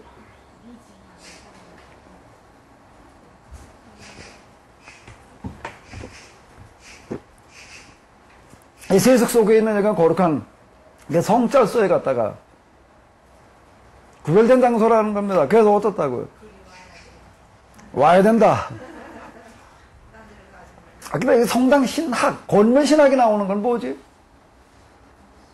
건물을 깨우다 대충 못 지어요. 그 사람들 상가 건물 어디다가 다 성당 못 해요. 없어요? 그런데 없죠? 댕기다 봐봐요. 성당 건물이 어디, 밀집한 상가 몇 층에 어디 지하실에 어디 들어가 있나? 우리는 건물 신학이 없습니다. 개신교회는. 건물에 갖다 신학적인 부여를 하지를 않아요. 예배 드리는 장소면 족하지. 그리고 끝나요. 근데 가톨릭은 그게 아닌 거예요. 거룩한 장소가 있어야 되는 거고, 또 그걸 거룩한 예배를 집전하는 신부가 있어야 되는 거예요. 그 용어도 신부예요, 신부. 그 앞에 가서 까불면 안 돼.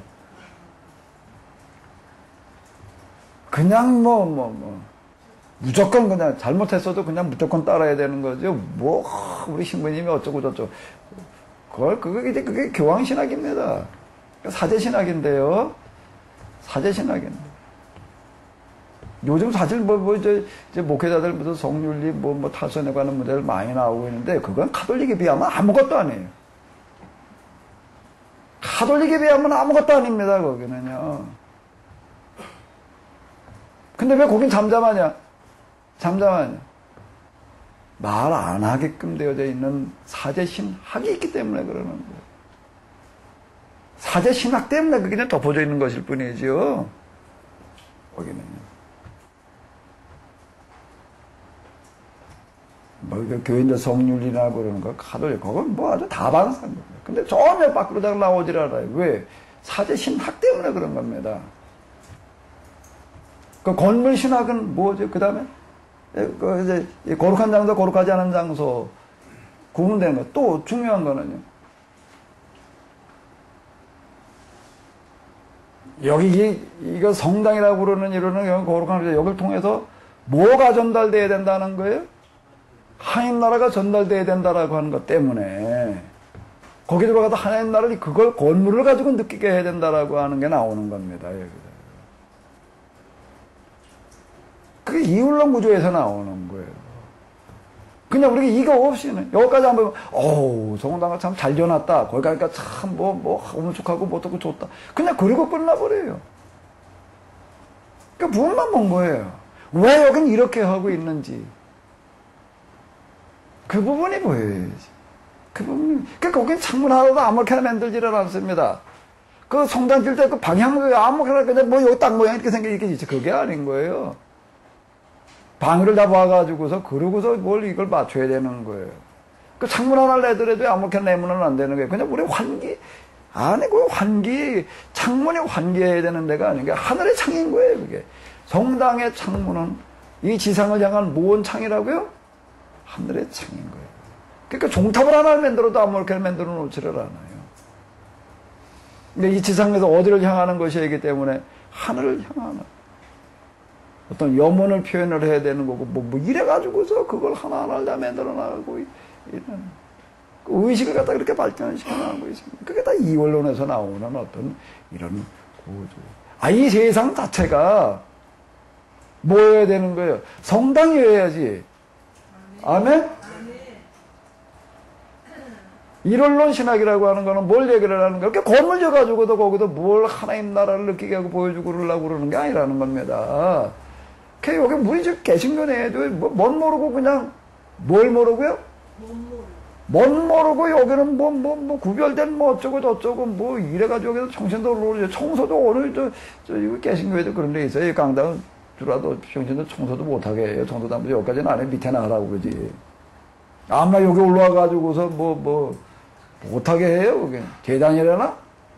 어떻게나? 뭔 모르고 그런 게 뭔지 몰라. 그냥 단지 하나를 구별해 드려야 된다라고 하는 이것만 가지고서 그냥 그러고 있는 거지요. 뭔 모르고. 우리는 이 세상 자체가 다 뭐 해야 된다고요? 성당이어야 되는 거예요. 성당. 왜? 여기에 뭐가 임해야 되는 거예요? 하나님 나라가 여기에 임해야 되는 거예요. 어디에? 거룩한 장소에? 그게 아니고 성소에 아니고 성소 개념이 이제 우리는 없는 거예요. 아, 이제 예수님께서 돌아가실 때 지성소와 성소의 휴장이 갈라지는 건데 이제 그거 다 이제 다 무너지는 겁니다. 도리에 돌 하나도 남기지 않고 다 허물어 버리리라는 그 얘기는 단지 예루살렘 성전의 멸망만을 선언하시는 얘기가 아니라 그런 성소 개념 자체에 대한 거부가 되는 거예요. 허물어 버리라는 얘기가 허물어 율법 정신이 아니거든요. 신명기 오게 된 거 다 허물어 버리는 거였지 언제 그런 거 있었나? 그 다윗 때가 가지고서 그게 또 등장을 해가지고서 지금 그리고 지금 폼 잡고 있는 거지 거기에. 그걸 다 때려 부시라는 얘기가 되는 겁니다. 그 예언자들도 그러고 계속 여기서 그럼 더 건물신학 그거 부여하지 않는 거예요. 건물신학이라고 하는 건 없는 겁니다. 근데 이놈의 중세기다에 또 등장을 해가지고도 지금도 그건 뭐 그거 지나가다가 캐톨릭 성당하고 잘 졌다 소리 하지 말아야 돼. 뭔 모르고 지금 뭐가 어떻게 되는지를 모르고서 그러는 거예요. 뭔 모르고 그러고 있는 거지, 뭔 모르고. 뭔 모르고 그냥 그렇게 떠들고 있는 얘기가 되는 거지요. 건물신학은 여긴 솔자리가 없는 거다라고. 왜 그렇게 해야 되느냐? 이거 뭐가 보여야 되나만 뭐가 보여야 된다고요? 바닥에 깔려 있는 근본이 보여야 되는 거지요. 근본이 보이질 않으면은 맨날 그냥 보이는 것만 가지고서 갖고 뭐 어떻다 그냥 자꾸 이렇게 얘기를 하고 있는 거예요. 자, 그 다음 그러면 또 이제 하나 더 넘어가 봐요. 자, 스콜라 신학. 자, 스콜라 신학은 왜 그렇게 갔을까? 이거를 뭐라고 그럴까? 학문의 여왕이래. 학문의 왕자라고 그러지도 않고, 꼭 갖다가 뭐라고 그래?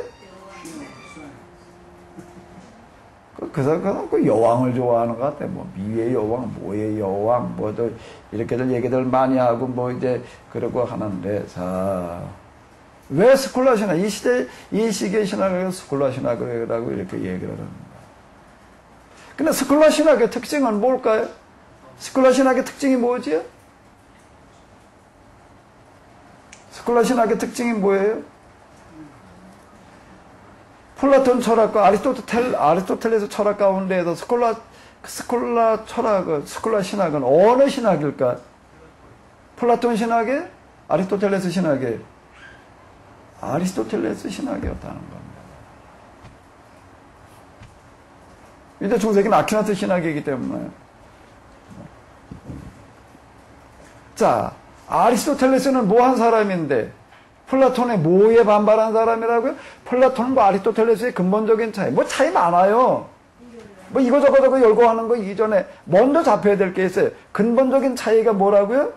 근본에 대한 이해가 어땠다고요? 플라톤은 뭐고, 둘로 나누어 보는 거고, 아리스토텔레스는 어떻게 보는 거고요? 하나로 보는 거예요. 일원론 철학이라고요. 일원론 철학. 자, 그러면 이제 중세기 때, 여태까지는 그러면 이제 뭐였는가 하면, 플라톤, 플로티누스, 그 다음에 이제 오거스틴으로 이어지는 이원론, 플라톤 철학이었어. 근데 이제 어디로 왔다는 게 중세기여가지고, 누구 철학으로 왔다고요? 아리스토텔레스 철학으로. 아리스토텔레스 철학으로 온 것도 뭐 때문에? 십자군 전쟁 때문에 그래요. 십자군 전쟁을 통해 가지고 의도한 게 회교 세계에 가가지고 의도한 게 여러 가지가 있는데 그 중에 하나가 뭘 의도왔나 하게 되면은 이 아리스토텔레스 철학을 의도와가지고 왜 회교들이 먼저 갖다 써먹었거든요 이걸. 이 회교 신학이라고 하는 것은 아리스토텔레스 신학입니다. 거기다 갖다 이제 체계를 이렇게 만들어 놨는데. 그게 영향을 받아가지고 이제 기독교에도 뭐가 들어오냐면 아리스토텔레스 철학이 들어오고 아리스토텔레스 뭐가 등장을 해요? 신학이 등장을 해요. 자, 근데 아리스토텔레스 신학은 이원론 철학이에요? 일원론 철학이에요? 그러면 이제 중세 신학은 이제 비로소 어디로 돌아왔나? 일원론으로? 그래서 일원론 신학인가? 뭐예요, 그러면?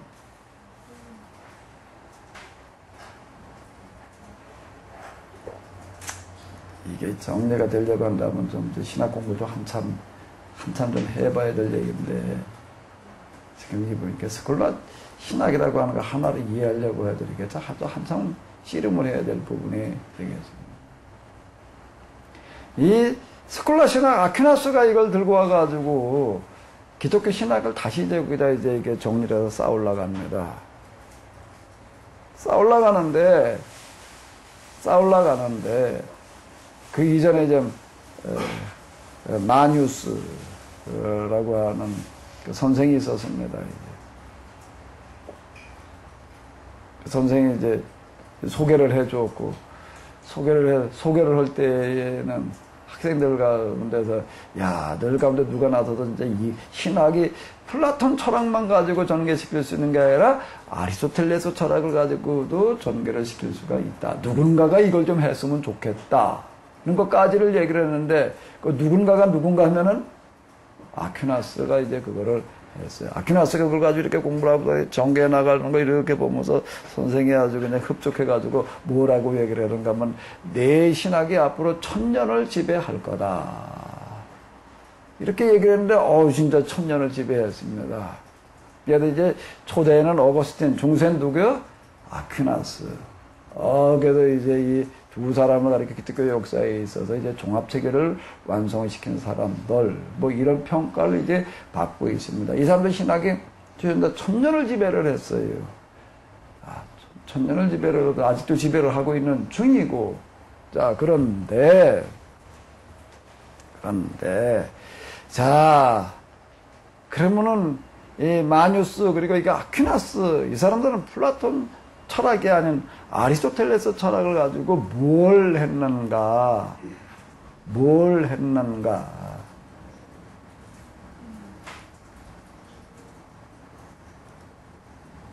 그 신학을 전개를 하면서 좀 여기다가 초점을 맞췄더라면은 좋았을 텐데, 내가 아퀴나스의 그 신학 대전을 통해가지고 참 얻은 게 참 많습니다. 그래서 아까 제가 얘기한 대로 뭐 설교를 몇 년 줄지 않았다? 시작하면서 1년 줄지 않았고, 아예 그냥 이제 그 다음에 몇 년 줄지 않았죠? 은퇴할 때까지. 그게 가능했던 건 신학대전 때문에 가능한 거였습니다. 신학대전까지 실험한 결과로 그게 가능했던 거죠. 왜 다뤄야 될 주제가 어마어마하게 많아요. 평생 해도 못할 만큼 많은 주제를 가지고 이제 매번 얘기를 할 수가 있다. 그 방식으로 내가 이제 단지 짜놨던 거예요. 얻은 게 참 많습니다. 지금 제가 이렇게 세미나 이렇게 진행하고 그러는 데 있어도 제가 그 아퀴나스를 가지고 실험하지 않았더라면 아마 어려웠을 거예요. 몇 가지가 여기 동원되어지는 건데 신학교 장로가 교회사에 대해서 그렇게 실험을 했던 어떤 이런 것들 이제 그 중에 하나 이 아퀴나스를 가지고 실험을 했던 어떤 이런 거가 저한테 참 많은 도움을 줘도 지금 제가 이렇게 적분에 들어가서 이걸 이렇게 하는데 이걸 가능하게 했던 아주 중요한 한 축이에요. 그런데 지금쯤 와가지고서 언제쯤 와가지고요? 지금쯤 와가지고 돌이켜 놓고 보니까 그게 아니었지라고 보이는 부분이 있어요. 뭘까요? 이겁니다.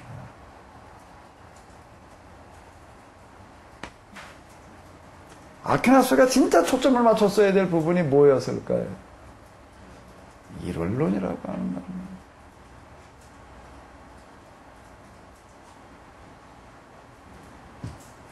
이 체계였어야 될 텐데 여긴 놓쳤어요. 그리고 나서 아리스토텔레스의 철학 뭐예요? 구체적으로 형이상학이라고 하는 걸 가지고 신학 체계를 만들어 나갔습니다. 형이 뭐예요? 상학. 형이 상학이 있으면 또 뭐가 있을까? 형이 하학이 있지요. 형이라는 게 뭐예요? 형이라는 게 보이는 거를 얘기를 하는 겁니다. 형체가 있는 걸 말하는 게. 형이 상학이라는 건 뭘 말하는 걸까? 상이니까 형체, 보이는 것 어디? 위에 있는 게. 그러니까 형의 하학은 뭐예요? 보이는 세계. 자, 그러면 신학 체계를 형이 하학과 형이 상학으로 나누어 가지고 어디에다가 뭘 가지고 신학을 끌고 나갔다고요? 형이 상학. 그럼 결국 또 이건 무슨 신학이 되나? 이원론 신학이 돼버리고 막. 형이 하학의 세계를 다루는 게 아니라 어느 세계를 다루는 신학이 된 거지요? 형의 상학을 다루는 신학이 돼버리고 말았다라고. 그 형의 상학, 형의 하학은 아리스토텔레스가 본래 쓸 때는 그런 걸 의도하고 쓴 게 아니에요. 이제 뭐야, 이 플라톤이 학교를 세워놓고 뭐라고 그랬다고요? 기하학을 모르는 자는 어떻게 하라? 이문에 들었을지. 보이는 세계에만 가지고 놀라려고 그러는 자는 기하학이라고 하는 세계가 1차원, 2차원을 가지고 3차원을 가지고 그 다음에 어디로 나가는 거예요? 4차원을. 이게 이제 추상적인 세계로 나아가는 어떤 이제 이런 거를 다루는 거기 때문에 이데아의 세계를 이제 이렇게 다루기 때문에 그런 거예요. 그러니까 본질은 개체에 내재한다라고 이렇게 얘기를 합니다. 반대로 다 갖다가. 그 본질은 개체에 내재한다라고 이렇게 얘기를 하다가 보니까 이 사람은 본질은 어디에 내재한다고요? 어디에 내재한다고? 읽어봐봐요. 본질은 어디 내재해요? 개체에 어떻게 한다고요? 내재. 개체 안에 들어있어요. 그럼 어떻게 해야 되나? 그럼 어떻게 해야 되나? 본질을 알기 위해서 어떻게 해야 돼? 본질을 알기 위해서 어떻게 해야 돼? 본질을 알려면은 여기서는 어떻게 해야 되나? 여기서는 추상적인 세계 관념을 가지고 이제 다뤄나가는 거고요. 기하학을 모르는 자는 이문에 들어서지 마라. 여기다 이제 이게 누구나 태어나는 사람은 다 플라톤주의자거나 아리스토텔레스주의자라고 하는 거 이런 얘기가 되는 거. 어떤 나라 관념이 발달하는 사람이 있어요. 저는 어떤 목사님도 얘기하는 거 이렇게 보게 되면 뭐 고등학교 다닐 때나 중학교 다닐 때나 무슨 영화 뭐 3시간이니까 4시간 뭐 하는 프랑스 무슨 영화라던데 난 뭐 제목도 잊어버렸어. 그러면 만나기만 하면 이따금 얘기하는 게 그 얘기를 하는데 그 사람도 내가 여러 번 반복해서 들었는데 뭔 얘기가 막 그런 영화가 와가지고서 가서 그걸 봤더니 얼마나 재미있었는지 보고 또 보고 몇 번 보고 나가지고서는 친구들한테 야 여기 진짜 아주 좋은 영화 있다 이거 보러 가자 그래가지고 돈 털어가지고 주말 다 털어가지고 영화배 대조금도 데리고 갔더니 다 어떻게 하더라? 한잠 자더라. 뭘 얘기하려고 그러지? 아주 관념적인 사고가 발달돼가지고서 이분은 그게 그냥 니체 그분 만나면 주로 얘기하는 게 그런 얘기들 많아요 주로 관념적인 얘기들을 많이 얘기를 하고 그러고 있습니다. 근데 아리스토텔레스는 반대로 접근하는 거예요. 본질은 어디에 내재한다? 개체에 내재한다. 그래 본질을 알려면 어떻게 해야 돼? 개체를 알아야지. 개체를 알아야지 본질을 알지. 그래가지고 먼저 뭘 공부를 하는 거예요? 개체 공부시키는 거예요. 그게 기하학 공부시키는 게 아니에요. 물고기. 식물 하나하나 갖다가 나무 하나하나 갖다가 그걸 연구를 하는 겁니다. 많은 요즘 얘기는 그 과학이에요. 과학. 이렇게 그냥 그 많은 연구를 했습니다. 여기는요. 왜 뭘 알기 위해서 그걸 하나? 본질이 어디 들어가 있으니까 그 속에 들어 있으니까 그 개체를 갖다가 다 들어가서 그 개체 속에 공통으로 들어있는 본질을 찾아내야 될 거 아니에요. 그게 여긴 출발이 뭐가 되는가 하면은 개체에 대한 연구가 되는 거예요. 개체에 대한 연구를 뭐라고 얘기를 하는가 하면 피직이라고 이런 제목으로다가 그걸 써놨습니다. 피직은 이제 물리학이라고 하는 거예요. 물리학은 이제 용어가 그래가지고 나오는 건데 피직. 그 개체를 이제 이렇게 쭉 갖다가 연구한 다음에 그 다음에 어디로 가야 되나? 본질로 가야지요. 개체를 연구한다면 어디로 가야 돼요? 본질로 가야 되는 거예요. 이번에 이제 개체를 연구했을 때 뭘 다뤄요, 이제? 본질을 갖다가 들어가는 거예요. 본질은 눈에 보여요, 안 보여요? 어디 저거 가지고서 저기 물고기, 저기 도롱뇽이 저기 살고 있어요, 도랑 속에. 내가 아주 저 도롱뇽 살리느라고 내가 아주 신경을 많이 쓰는데.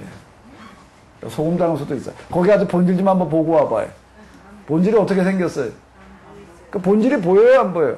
그러니까 안 보이는 세계가 되는 겁니다, 여기는. 그러면 개체를 다루는 거는 무슨 학문이라고 이름을 붙였어요?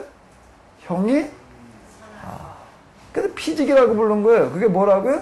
우리 물리학이라고 그랬는데 그게 이제 뭔가 하면 형이 학이 되는 거고, 형이 학을 공부하고 난 다음에 물고기를 연구를 하고 소금쟁이를 연구를 하고 뭘 연구를 하고 물고기가 사는 물을 연구를 또 해야지. 이놈의 도롱뇽은 어떤 데서 사는지. 그럼 내가 여기도 뭐 씻다가도요, 우리 효소매를 씻다가도 물이 그 호수에도 줄어나고 글로 들어갈까 하면 난 아주 질색을 한다고. 왜? 그놈이 들어가면 어떻게 됐기 때문에? 도롱뇽이 죽어. 그래도 호수로 갔다가 저쪽으로 물 빼라 그래도 어떻게 안에 자꾸 끌로 흘러 들어가고 그럴 때면 나 아주 그냥, 그 도롱뇽을 살려야지. 그 도롱뇽이 왜 어떤 물에서 사는지를 알아야 되니까. 그건 뭐라고 이름을 붙였다고요? 피직이라고 붙여놨습니다. 교정과 물리학으로 번역을 해. 형이 하학이라고 부르질 않아요. 형이 하학과 그러진 않잖아요. 물리학과, 이공계, 자연계, 이러고 있지.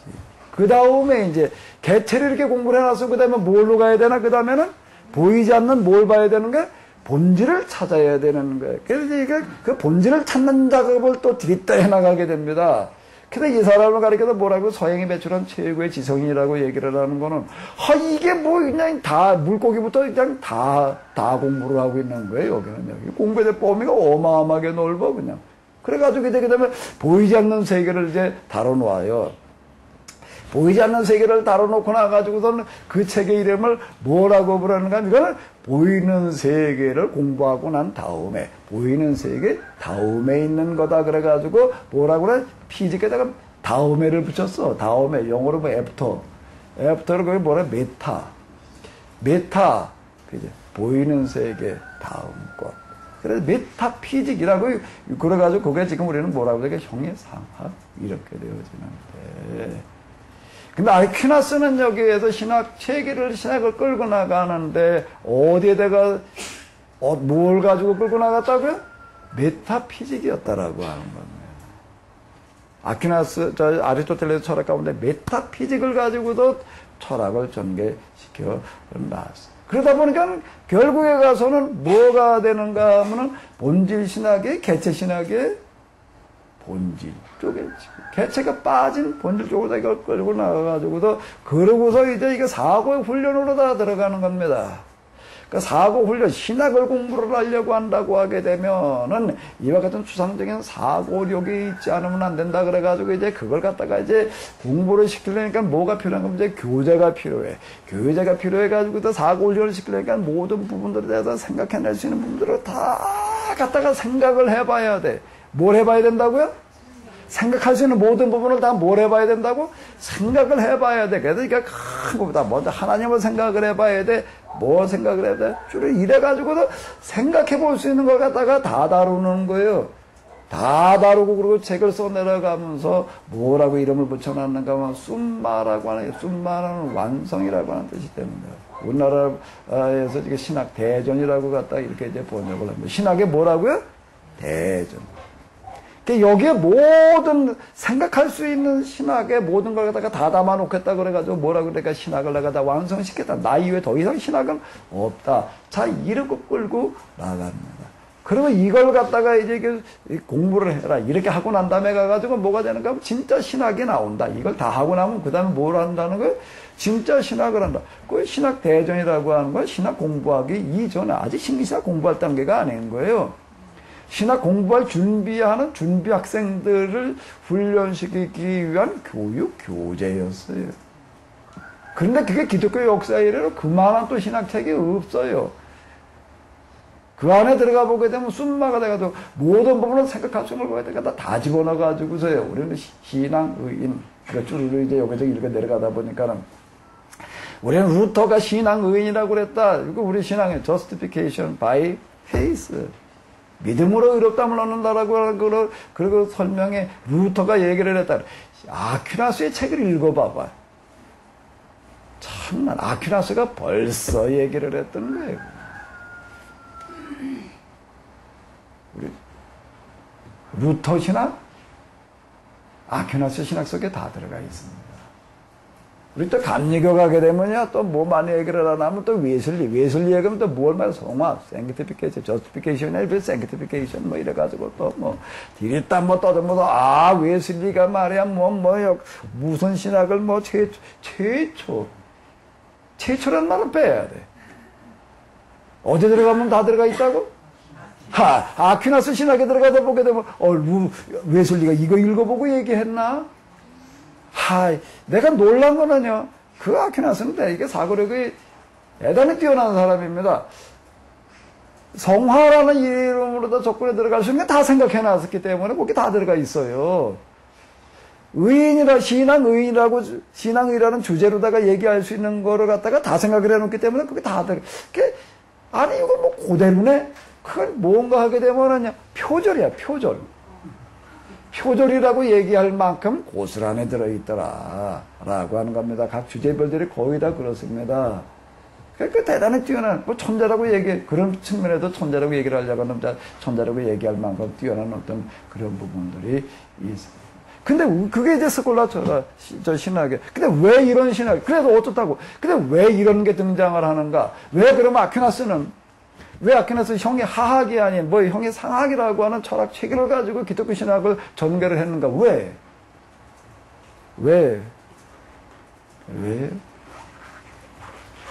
그게 이윤론 구조 때문에 그러는 거예요. 형이 하학 이 세계가 아닌 어떤 세계에 치중하는 분위기였기 때문에 철학은 아리스토텔레스 철학을 가지고 전개를 한다라고 하더라도 이 세상, 보이는 세상이 아닌 보이는 세계, 보이지 않는 그런 세계, 그러니까 타계적인 신앙이 되는 거예요. 그 구조는 달라진 게 아니었다라고 하는 겁니다. 단지 철학 체계만 바꿔놨을 뿐이지. 그러다 보니까 형이 하학은 떼버리고 뭐 가지고 하는 거예요? 형의 상학을 가지고. 거기에 보게 되면 이 세상을 어떻게 하나님 나라 바꿔요? 그건 없는 거예요. 그러면 그 많은 주제 가운데 이런 주제는 다루고 있지를 않다라고 합니다. 신앙의인, 무슨 성화, 이런 것들은 다 다루고 있어도 그 이후에 기독교 신학자들이 다루고 있는 것들 가운데 다루지 않은 게 없다라고 할 만큼 그게 다 들어있다고. 근데 없는 거는 뭐가 없다고요? 율법과 예언자로서의 완성이신 예수 그리스도라고 하는 이 부분은 빠져요. 결국 그러니까 뭐 하는 건가? 그냥 관념적인 사고, 추상적인 어떤 이런 것들만 가지고 그러고 있는 거죠.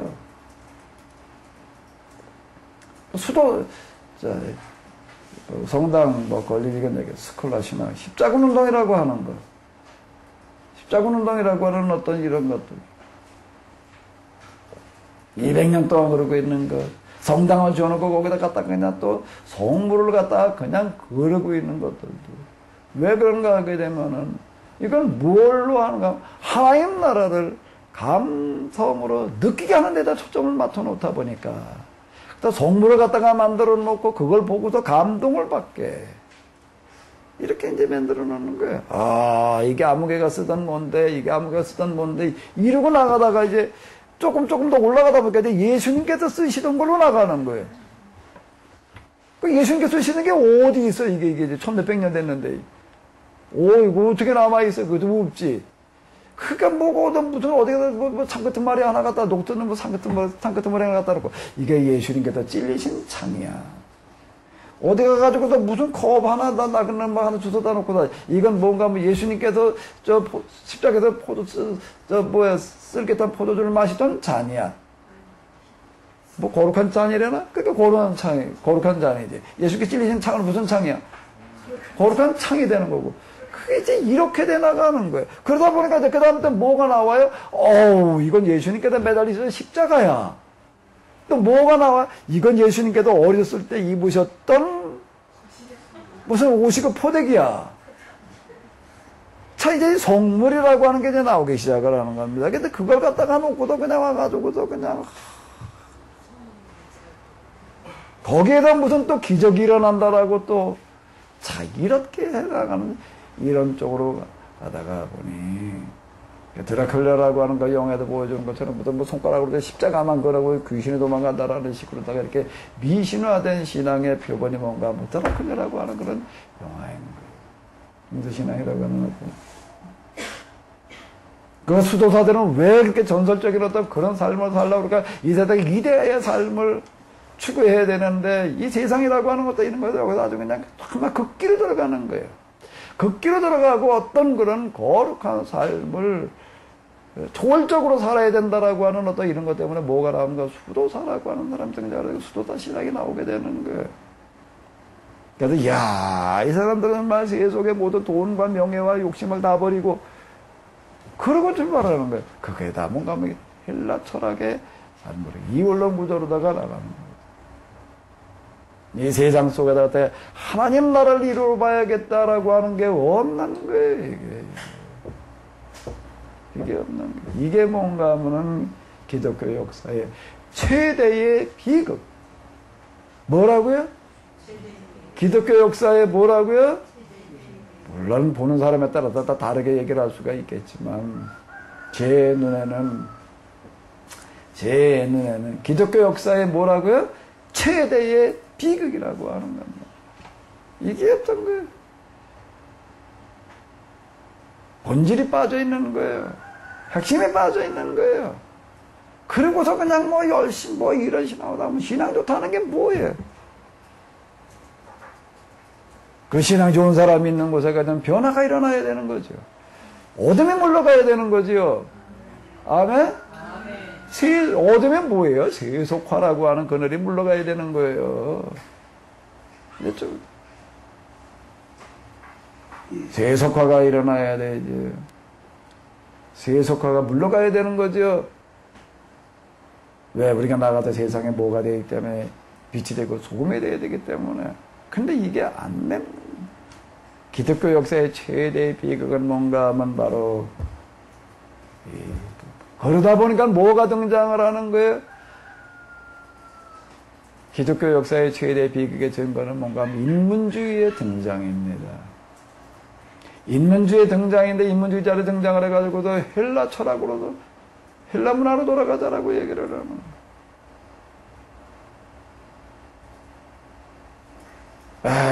종교개혁기 때 르네상스 때 그랬다 참나. 지금도 그러고 있는 겁니다. 지금도 또 한 번 또 나온 얘기가 뭐죠? 또 하나의 르네상스 선언을 하고 나오는 게 뭐예요? 이 시대 인문주의자들이 선언하고 나서는 게 뭐죠? 이시공동체 등장이라고 하는 겁니다. 이시공동체가 등장했다라고 하는 것 자체가요, 지금 우리 기독교인들에게는 최대의 수치예요. 이시공동체의 등장이라고 하는 것, 이시공동체가 등장했다, 그런 운동이 있다라고 하는 것. 이시공동체가 등장할 때 이 대통령 뽑는다고 할 때 그걸 무슨 666의 화신으로다 그래가지고 이제 종말의 증거로다가 이렇게 끌고 들어가. 이게 이게요, 이원론된 신앙의 극치가 되는 겁니다. 타계적인 신앙의 극치가 뭔가 하면 이시공동체에 대한 우리의 대응과 이해력이라고 하는 거가. 여기서 이시공동체로 돌아가자고 하는 말이 나오면 어떡해. 그게 뭔가 하면 교회가 뭘 하고 있기 때문에 맨날 선교 나갔다가 복음 나갔다가 그냥 그렇게 떠들고 있는 사이에 세상은 뭐라고 이시공동체로 돌아가자고. 그게 로마 시대로 돌아가자라고. 르네상스는 뭐였는가 하면 헬라 시대로 돌아가자라고 하는 선언이었고, 이시공동체 로마 시대로 돌아가자라고 하는 선언이 또 나오고 있어. 500년 지난 지금이어가지고. 얘가 하늘을 보니까 구름이 떴네. 야, 뭐가 오겠다? 비가 오겠다. 하늘을 보니까 개서 해가 나겠다. 하는 것은 알면서 어찌 무엇은 모르느냐? 시대의 징조는 모르느냐? 이시공동체 얘기가 나오면 그게 뭘 말하는 것인지. 밀레니엄 가지고 직접 떠들어대게 돼. 그게 뭘 말하는 것인지. 그 시대 속에서 일어나는 사건들에 대한 의미, 해석은 어째 그렇게 하나님께서는 지금 이 세상 역사를 좀 바꿔놓으셔야 될 텐데. 아멘? 도대체가 그럼 맨 대응한다는 게 무슨 수탁한 거죠. 666만 가지고 가다 적그리 또 우러나고 심판 종말 자, 지금 우리의 대응 방식이라고 하는 게 뭔지. 자, 밥 먹지 말고 할까요? 밥 먹고 와서 할까요? 밥 먹고 와서 졸자고? 밥 먹고 와서 꼭 졸더라고요. 안 좋아요? 예, 졸지 않을 자신 있으신 분만 가서 점심을 드셔요. 예, 수고하셨습니다.